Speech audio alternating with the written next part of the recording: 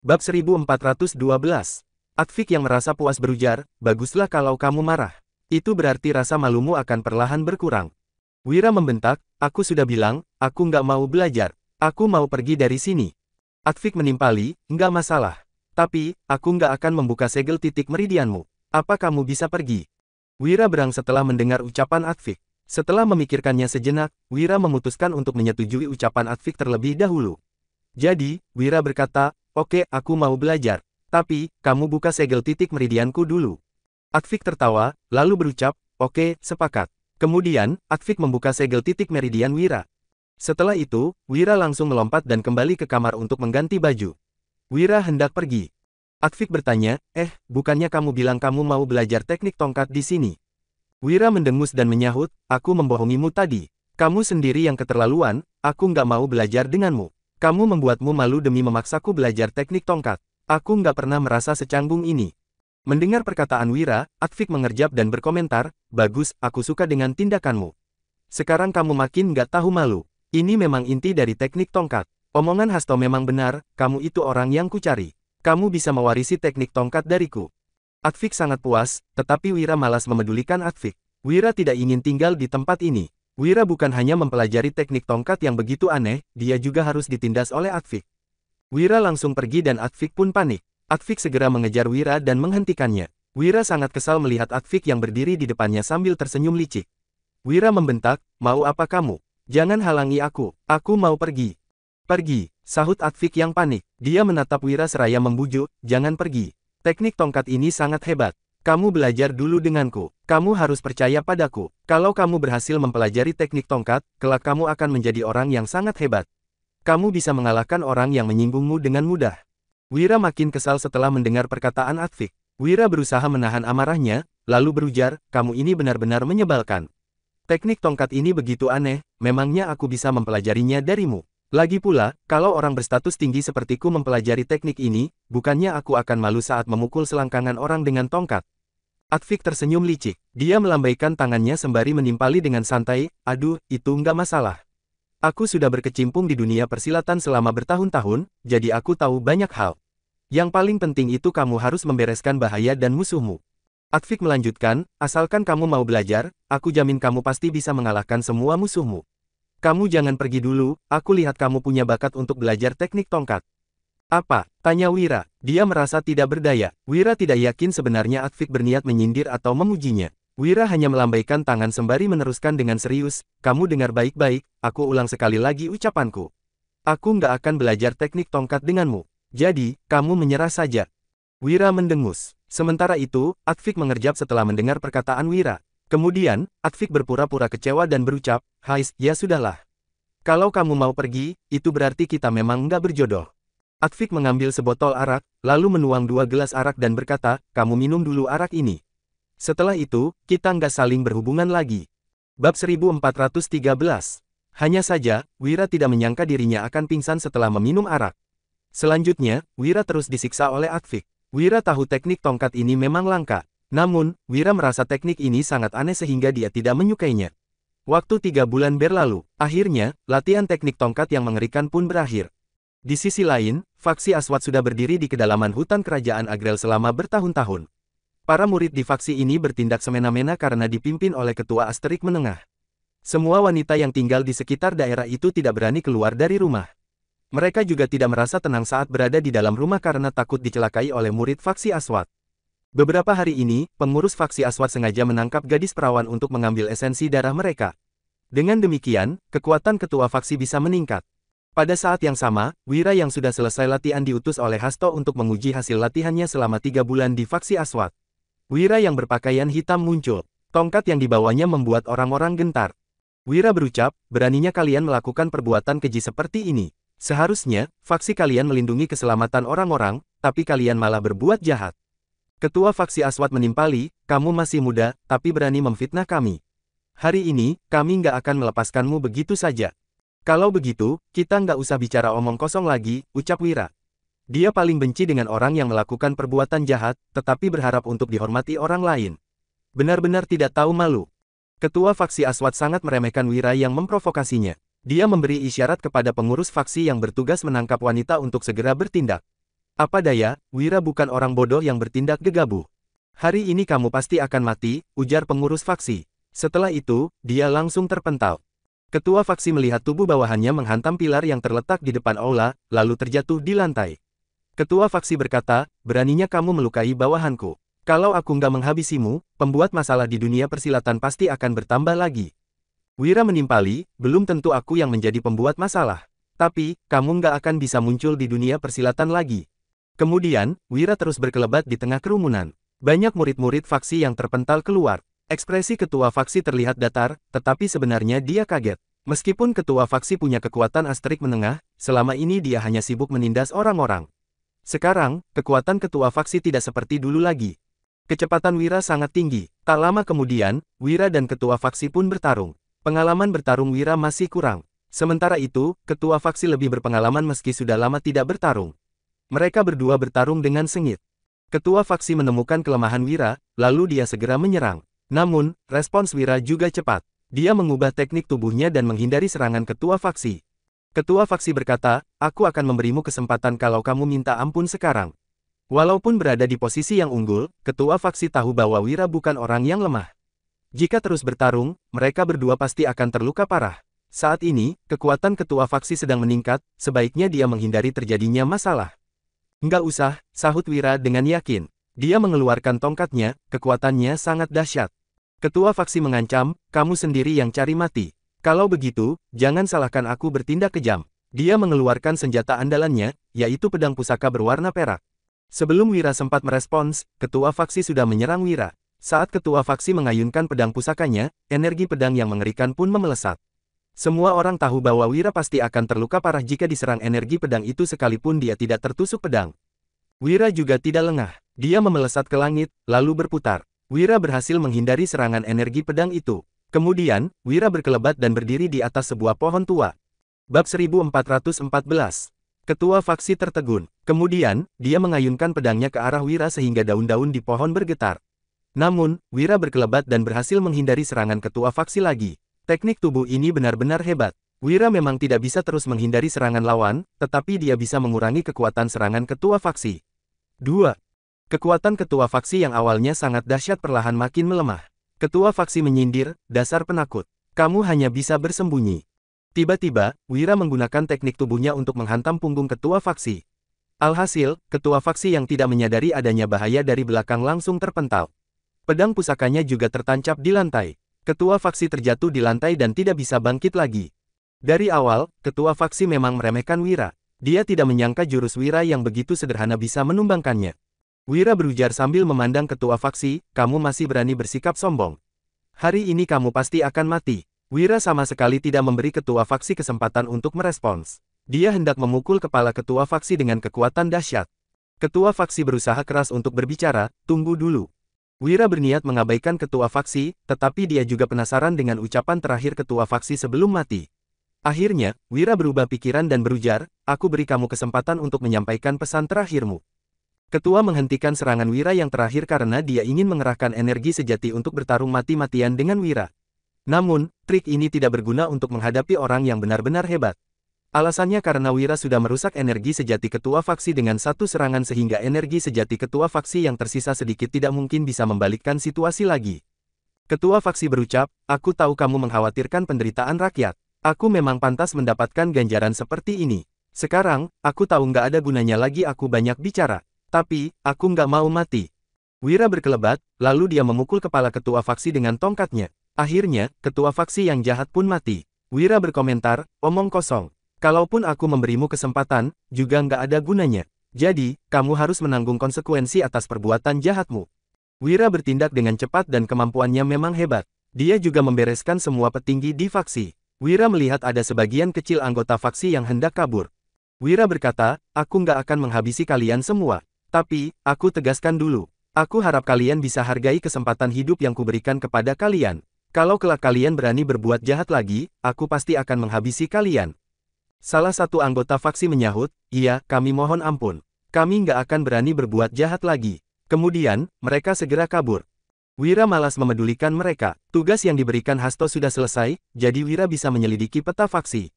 Wira mulai menggeledah seluruh faksi dengan perasaan gembira, terutama kamar ketua dan beberapa pengurus faksi. Wira berkomentar, ini lebih seru daripada bermain game karena benar-benar nyata dan juga bisa memberikan kontribusi kepada masyarakat. Saat langit mulai terang, Wira baru selesai menggeledah faksi Aswad. Dia mendapatkan banyak barang yang berguna. Walaupun lokasi faksi sangat terpencil, mereka punya banyak barang berharga. Wira juga tidak merasa sungkan, dia langsung membawa semua barang itu untuk dibagikan kepada para penduduk.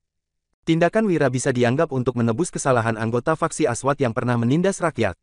Wira sendiri tidak tertarik dengan semua barang-barang ini. Bagi orang yang benar-benar hebat, orang jahat sama sekali tidak ada apa-apanya. Bab 1415. Dari awal, Hasto menyaksikan cara Wira membereskan faksi Aswad. Hasto mengusap bajunya, dia merasa sudah saatnya membawa Wira pergi. Wira berucap, Kak Hasto bilang dia akan mencariku. Kalau begitu, aku cari penginapan dulu untuk istirahat dan makan. Saat tengah malam, Wira yang berbaring di tempat tidur tampak gelisah. Penyebabnya adalah dia makan terlalu banyak. Tiba-tiba, Hasto masuk dari jendela dan berdiri di hadapan Wira. Wira berkata, Kak Hasto, kamu. Apa Hasto mau langsung membawanya pergi? Wira tidak berani menyelesaikan ucapannya setelah mengamati Hasto. Dia juga tersenyum canggung. Hasto menimpali, sudahlah. Kamu nggak usah berpura-pura di depanku. Aku sangat memahamimu. Aku datang untuk melihat hasil latihanmu dan... Hasto berjeda sejenak, lalu dia mengamati Wira seraya melanjutkan, tentu saja ada masalah yang mau aku bicarakan denganmu. Ada apa Kak Hasto? Tanya Wira. Dia turun dari tempat tidur dan berjalan ke depan meja. Wira menuang secangkir teh untuk Hasto. Kemudian, dia hendak memanggil pelayan karena merasa tehnya kurang panas. Namun, Hasto segera menghentikan Wira, aku nggak mau minum teh. Sebaiknya kita bahas masalah penting dulu. Wira berujar, Kak Hasto, silakan duduk. Ekspresi Hasto dan Wira tampak serius. Hasto langsung menjelaskan, beberapa waktu ini, aku membiarkanmu untuk mencari pengalaman di luar. Aku yakin kemampuanmu pasti meningkat. Kali ini, aku datang untuk memintamu membantu Julian dan keluarga Triaji. Kemudian, Hasto memberi hormat kepada Wira. Sementara itu, Wira menyahut, Kak Hasto terlalu sungkan kepadaku. Aku sudah memutuskan untuk berkultivasi. Tentu saja, aku telah mempersiapkan diri sejak awal. Jadi, Kak Hasto langsung ceritakan yang sebenarnya saja. Hasto merasa lega, lalu dia mulai bercerita, beberapa waktu yang lalu, ada masalah aneh yang terjadi di Sekte Langit. Murid yang berpatroli saat tengah malam dibius. Beberapa titik meridiannya dirusak dan dia kehilangan semua kekuatannya. Wira menimpali, memang aneh. Murid yang berpatroli seperti ini pasti akan dihabisi setelah tahu ada ancaman supaya lebih aman. Wira menambahkan, kemungkinan mereka membiarkan murid itu hidup untuk mengalihkan perhatian atau menyiapkan jebakan untuk kita. Hasto sependapat dengan Wira. Dia menanggapi, benar, sebelum pergi, aku sudah menyuruh orang untuk memperhatikan gerak-gerik beberapa orang untuk menemukan petunjuk. Belakangan ini, situasi di Sekte Langit nggak terlalu tenang. Selain masalah ini, keberadaanmu juga sudah terekspos. Sebelumnya, anggota Sekte Gunung datang untuk mencari masalah. Pemimpin kita memanggil 8 kepala keluarga besar. Hasto merasa canggung saat meneruskan, ada beberapa kepala keluarga yang mengungkit tentangmu dalam rapat kali ini. Mereka memang nggak bilang secara terang-terangan, tapi keberadaanmu sudah pasti terekspos. Mereka bahkan sudah tahu keberadaanku. Kelihatannya, mereka tahu banyak hal. Apa Kak Hasto tahu apa yang terjadi? Timpal Wira sembari mengangkat alis. Bagaimana caranya mereka bisa mengetahui keberadaan Wira? Hasto menyahut, waktu itu, aku juga ada di tempat. Beberapa kepala keluarga mengusulkan untuk menjodohkan Julian melalui sayembara, tapi ditolak oleh pemimpin kita. Mereka juga bilang, jangan terlalu berharap kepadamu. Bab 1416. Wira yang agak kesal langsung menyergah, jadi, apa kita harus berharap kepada para pria tua itu? Benar-benar konyol. Hasto mengisyaratkan kepada Wira untuk tenang, lalu menimpali, mereka meragukan kemampuanmu dan menganggap kamu itu orang biasa. Tapi, alasan lain nggak terlalu penting. Wira menyahut, mereka repot sekali sampai-sampai harus memikirkan banyak alasan. Kelihatannya, sangat sulit kalau aku mau pergi ke kediaman keluarga Triaji. Mungkin saja aku bisa dibunuh. Hasto berujar, pengumuman untuk mencarimu memang belum dirilis. Tapi, banyak orang sudah diam-diam menyelidikimu. Jadi, kondisinya kurang menguntungkan bagimu. Sekarang, situasinya sudah menjadi seperti ini. Menurutmu bagaimana? Hasto tidak menceritakan keseluruhan masalahnya. Dia ingin melihat keputusan yang dipilih oleh Wira. Wira berucap, sederhana sekali. Ada anggota Sekte Langit yang berkomplotan dengan orang luar. Wira juga tidak bersikap sungkan kepada Hasto lagi. Dia meneruskan, sekarang Sekte Langit nggak aman. Kalau aku tiba-tiba muncul di Sekte Langit dan bergabung dengan keluarga Triaji, aku pasti akan dianggap sebagai orang yang berniat jahat. Nyawaku. Kamu lanjutkan saja, ujar Hasto. Dia tentu tahu maksud Wira. Namun, sekarang dia ingin meminta bantuan Wira, jadi lebih baik jika Wira sendiri yang memutuskan untuk pergi. Wira berkata, sebenarnya Kak Hasto sudah memberiku ide, yaitu sayembara. Wira memang masih muda, tetapi dia tidak bodoh. Wira tahu Hasto tidak mau mengungkit masalah sayembara secara langsung. Hasto menimpali, memang ini cara yang paling bagus. Kalau begitu, Hasto merasa sudah cukup dia memberi ide untuk Wira. Namun, Wira malah berujar, kalau aku pergi dengan dalih untuk mengikuti sayembara, aku pasti harus naik ke arena. Kalau aku benar-benar menang, bukannya aku akan merusak pernikahan Julian. Hasto panik setelah mendengar ucapan Wira. Dia menanggapi, omonganmu nggak benar. Kamu akan mendapatkan pahala yang besar kalau menyelamatkan seseorang. Lagi pula, berdasarkan hubunganmu dengan Julian, apa kamu nggak mau membantunya? Wira membalas, aduh, Kak Hasto. Aku sudah berlatih teknik matahari besar. Kalau selama ini aku bukan benar-benar berniat membantu, aku pasti sudah pergi sejak awal. Kamu jangan menganggap serius omonganku tadi. Hasto merasa lebih tenang, dia berkata, kalau begitu, kita jangan tunda lagi. Kita segera berangkat saja. Wira menyahut, aku setuju. Sewaktu memesan kamar, aku sudah meminta bos penginapan untuk menyiapkan 2 ekor kuda. Jadi, kita segera berangkat agar bisa sampai di Sekte Langit lebih awal. Hasto dan Wira sependapat. Mereka berencana untuk kembali ke Sekte Langit secepatnya, lalu menyelamatkan Julian. Sementara itu, suasana di ruang rapat Sekte Langit sangat tegang. Untuk mengurus masalah provokasi dari Sekte Gunung, Juna pun memanggil 8 kepala keluarga besar untuk berdiskusi lagi. Apalagi pertarungan antara Sekte Langit dan Sekte Gunung, hal ini sangat penting. Ezer dari keluarga Fajrin angkat bicara, aku rasa semua ini hanya masalah sepele. Sekte Gunung berencana untuk menyerang kita. Kalau Pak Juna terlalu menganggap serius, kita pasti akan jatuh ke jebakan mereka dan menyia-nyiakan tenaga kita. Kepala keluarga Mukes mengomentari, apa yang dibilang Ezar masuk akal. Lagi pula, kita nggak mengalami kerugian besar. Kita malah mencari masalah sendiri kalau terus mengusut urusan ini. Kita pasti akan terjebak. Keluarga Fajrin dan Mukes adalah keluarga terbesar ke-6 dan ke-7. Kedua keluarga ini selalu berhubungan baik karena ada anggota keluarga mereka yang terikat pernikahan.